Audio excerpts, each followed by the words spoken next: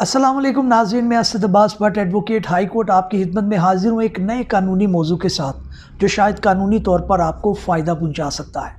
जी हाँ नाज़रीन, कुछ भी हो इस चीज़ को मान कर चलना पड़ता है कि कानून की इन्फॉर्मेशन और मालूमात बहुत ज़रूरी है, क्योंकि नहीं पता चलता कि ज़िंदगी में कब किसी कानूनी इन्फॉर्मेशन या मालूमात की ज़रूरत पड़ जाए। तो नाज़रीन, आज का व्लॉग भी और आज की गुफ्तगू भी इसी सिलसिले की एक कड़ी है और आज हम बड़े एक इम्पॉर्टेंट टॉपिक के बारे में बात करने जा रहे हैं जो ओवरसीज़ पाकिस्तानियों से रिलेटेड है। नाज़रीन, बेशुमार इस तरह के लोग हैं जो ओवरसीज़ हैं और जो लोन लेना चाहते हैं बैंक से, उनको बहुत सारे क्वेश्चन का सामना करना पड़ता है। उनके ज़हन में ये इब्हाम होता है कि हम मुल्क से बाहर हैं, ये कैसे पॉसिबल है कि हम मुल्क से बाहर रहते हुए किसी कर्ज़े को अप्लाई कर सकें, जो नया पाकिस्तान हाउसिंग स्कीम है उसमें अप्लाई कर सकें, क्योंकि सारे बैंक्स इसके मुतल्लिक जो है वो आपको लोन प्रोवाइड कर रहे हैं। लेकिन प्रोसीजर और ये क्वेश्चन जो है उनके आड़े आते हैं और वो अप्लाई नहीं करते। नाज़रीन, ये बड़ा एक आसान प्रोसीजर है, इसको मैं दो हिस्सों में डिवाइड करना चाहूँगा। नंबर वन ये कि उनका केस बड़ा स्ट्रॉन्ग होता है इस सेंस के अंदर, जो ओवरसीज़ पाकिस्तानी हैं, कि वो उनकी जो सारी चीज़ें हैं वो डॉक्यूमेंटेड होती हैं। मिसाल के तौर पर अगर वो कोई सैलरीड पर्सन है तो उनको सैलरी स्लिप मिल रही होगी। वहाँ पे बाहर के ममालिक में कंपैरेटिवली टैक्स का निज़ाम जो है वो बेहतर है, ज़्यादा डॉक्यूमेंटेड है, उनकी इकॉनमी जो है वो डॉक्यूमेंटेड है, तो वो भी उनको कोई मसला नहीं होता। फिर वो वहाँ पे जो है वो लीगली रह रहे हैं। और चौथा ये कि गवर्नमेंट जो है वो इस चीज़ को बड़ा इनकरेज करती है कि ओवरसीज़ पाकिस्तानियों को लोन दिया जाए, क्योंकि वो करेंसी में जब कन्वर्ट होता है तो वो काफ़ी इस पोजीशन में होते हैं कि वो अपने लोन को पे ऑफ कर सकें। तो नाज़रीन, ये तो एक स्ट्रॉन्ग जो है वो उनके केस की बात हो गई। अब मैं आपसे बात करना चाहूँगा कि प्रोसीजर क्या है। देखिए, प्रोसीजर को बुनियादी तौर पर आप दो हिस्सों में तकसीम कर सकते हैं। एक वो हिस्सा है जिसके अंदर बैंक में कि आप अप्लाई करते हैं, उसके अंदर आपको मुख्तलिफ़ डॉक्यूमेंट सबमिट करवाना होते हैं।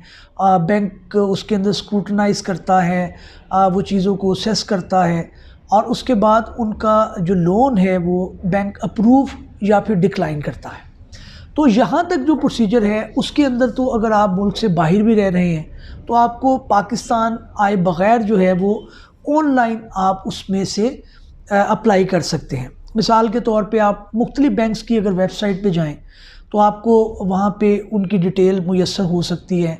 उनके फॉर्म्स जो हैं जो बड़े सिंपल होते हैं, जिसके अंदर नाम लिखना है, बल्दियत लिखनी है, आप किस मुल्क के अंदर रिज़ाइड कर रहे हैं वो लिखना है, आईडी कार्ड की डिटेल आपने प्रोवाइड करनी है।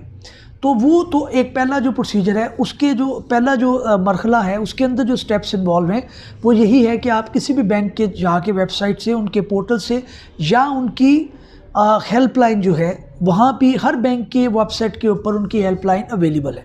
आप वहाँ भी फ़ोन करके अपना केस जो है उसके मुतालिक कौन कौन से डॉक्यूमेंट हैं जो यही होंगे, आईडी कार्ड चाहिए आपका, आपका अकामा चाहिए, आप किसी मुल्क के अंदर रह रहे हैं तो वर्क परमिट चाहिए या अगर आप पीआर लिए हुए हैं तो वो चाहिए, अगर आप नेशनल हैं तो वो चाहिए।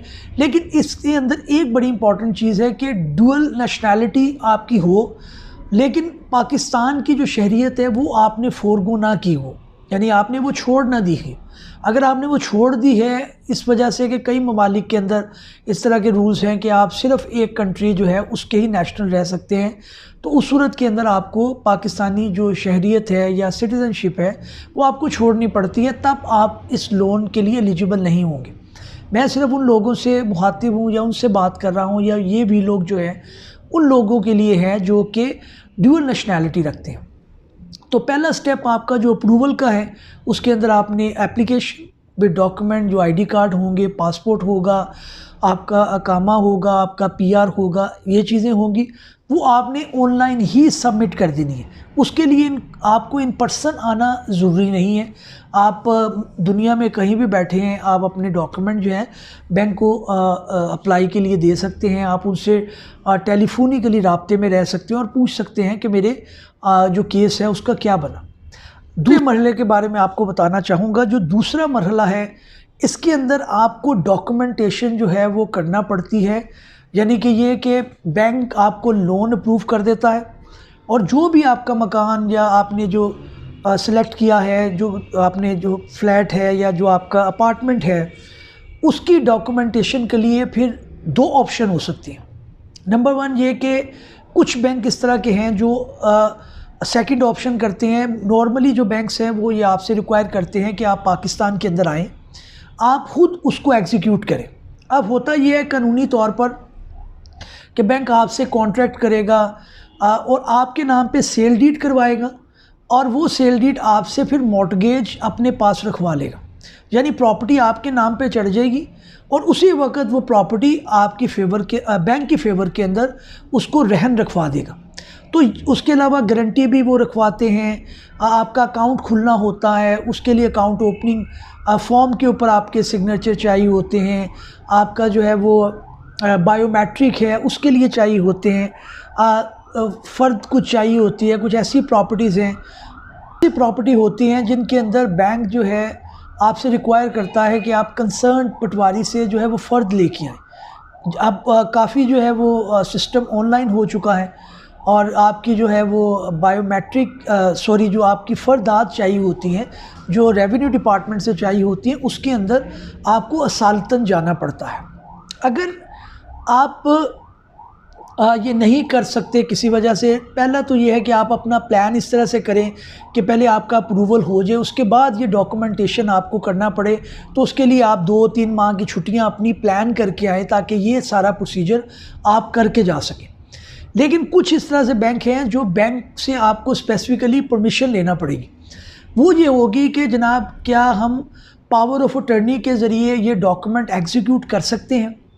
लेकिन एक बात आप यहाँ पे ज़रूर जो है वो ज़हन नशीन कर लीजिएगा कि पावर ऑफ अटर्नी आप जिसको भी देंगे उसके अंदर आपने ये क्लॉज़ ये लाजमी रखना है कि प्रॉपर्टी आपके नाम पर ही रहेगी, क्योंकि अक्सर जो ओवरसीज़ पाकिस्तानी हैं उनको इन फ्रॉड्स का सामना करना पड़ता है कि वो बेचारे सारी अपनी मेहनत से पैसे जमा करते हैं, प्रॉपर्टी ख़रीदते हैं या लोन से लेते हैं बैंक से, तो पता लगता है कि उनके साथ फ्रॉड हो गया।